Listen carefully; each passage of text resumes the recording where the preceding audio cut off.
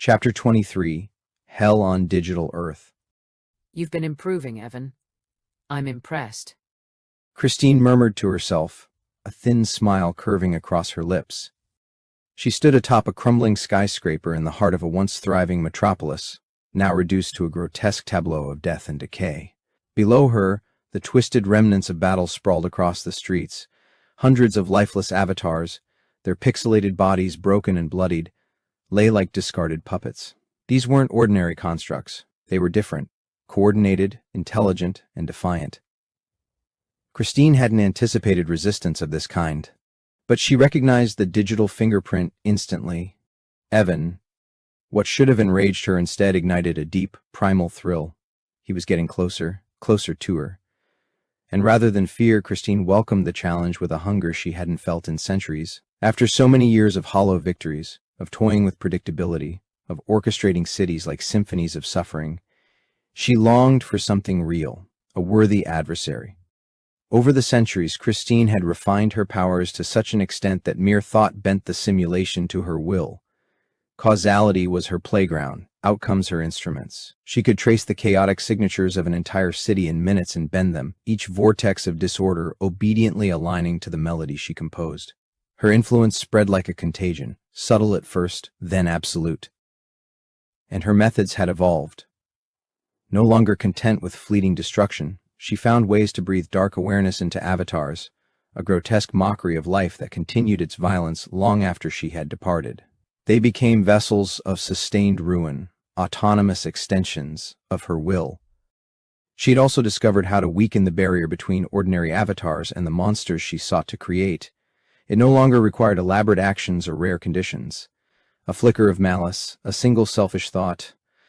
That was all it took, and from there she nurtured that ember until it bloomed into a vortex of carnage. Her personal instruments, her choir of the damned. City after city fell beneath her hand. She twisted the darkest impulses of their inhabitants into monstrous forms, ravenous beasts cloaked in blood, their eyes burning with corrupted light. These weren't mindless drones. No, that had been too easy, too dull. These creatures retained just enough intelligence to adapt. They could bypass simple locks, spring traps, even coordinate ambushes. It had taken time, years of iteration, of failure and refinement, but Christine had finally perfected the formula. Now she had her army. An army from hell. The system, however, had reacted in curious ways.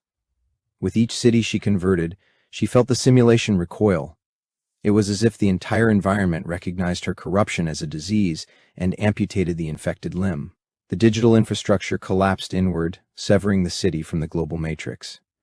She watched as her playgrounds were erased, quarantined like malignant tumors. She hated it. Christine had dreamed of infamy, of legends whispered in fear. She had wanted her name to echo across the countless simulated realms, her arrival heralded by screams, her presence an omen of doom. But the system denied her that glory. It buried her work, buried her name. Still, there was a twisted satisfaction in the ignorance of her victims. Seeing them greet her with casual smiles, their eyes blissfully unaware of the apocalypse standing in their midst, it thrilled her in a different way. Perhaps obscurity had its own flavor of power. Can you detect any more of those subjects in the city? Christine asked calmly, her voice drifting through the air like silk hiding a blade. No, replied Justin, seated in a dim apartment far from the carnage, eyes flickering across cascading lines of data. at least not with that particular life energy pattern. There are no remaining matches in the city. Christine nodded, licking her lips absently. Good. She paused. Do you need me to bring you anything specific from the avatars? Yes, Justin said without looking up. I'll need the basal ganglia from at least 2 of them. That's where we've been detecting traces of Evan's life signature, deep in the reptilian brain. Since the resonance is consistent among them, 2 samples should be enough. Only 2? Christine repeated, a note of disappointment in her voice. That's barely a snack. She turned toward the bodies below, anticipation tingling through her fingertips. She loved getting her hands dirty,